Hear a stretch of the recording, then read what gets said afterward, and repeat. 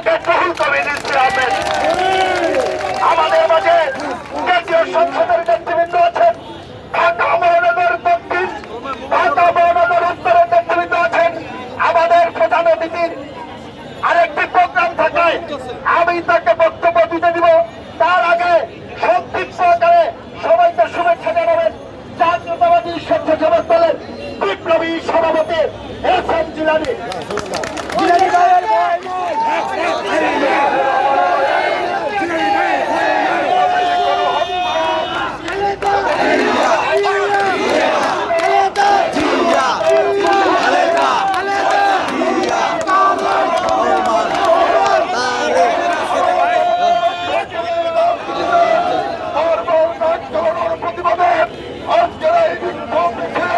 জাতীয়তাবাদী স্বেচ্ছাসেবক দলের আয়োজনে অনুষ্ঠিত হবে।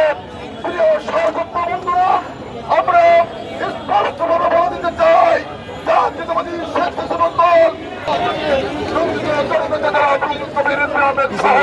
জাতীয়তাবাদী স্বেচ্ছাসেবক দলের বিপ্লবী সাধারণ সম্পাদক রাজীব হাসান, বিপ্লবী কেন্দ্রীয় সংসদের নেতৃবৃন্দ, মহানগর দক্ষিণের নেতৃবৃন্দ, ইলেকট্রনিক্স এবং প্রিন্ট মিডিয়ার ভাই বোনেরা, সকলকে আমাদের এই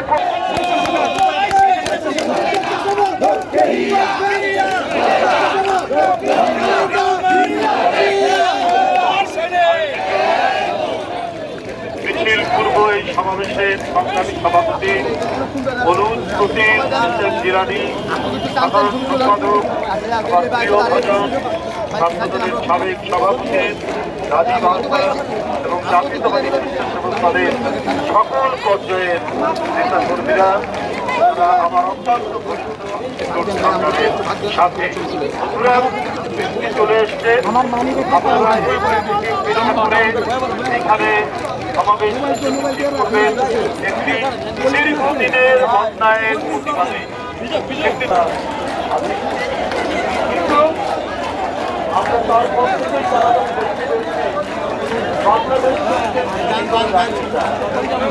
প্রতিবেশীদের বাংলাদেশ তাদের হাতের ধরে থাকতে চায়, কিন্তু এটা কি সম্ভব হয়? এটা কখনোই সম্ভব হয় এটা কখনোই সম্ভব হয় না।